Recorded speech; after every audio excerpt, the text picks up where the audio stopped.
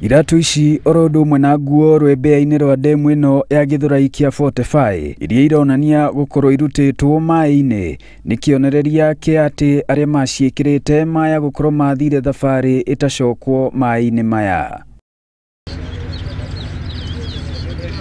Areme hakuina haha makiuga ona mbere ya ngari ino ya ukuui wa muingi iria iriga kugwa haha hana kwira andu aingi kwambia o ciana nginyagia andu agima.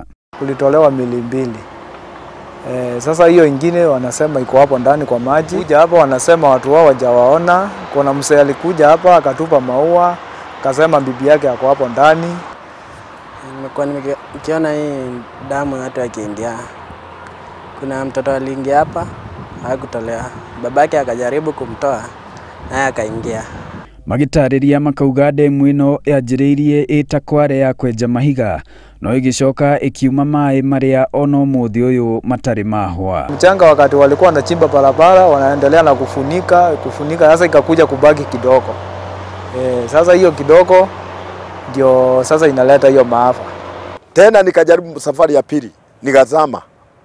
Hapo ndiko niliwaambia sasa fanyeni hivi, shikeni ngari. Mpige nduru. Kwa maana hakuna watu, unajua kulikuwa na usiku, sasa watu wajui kama kuna gari imeanguka. Nikamwambia pigeni nduru, watu waje watuokoe. Ugwati wa ndemu ino ni wacungireirie aikari gutabania maandamano.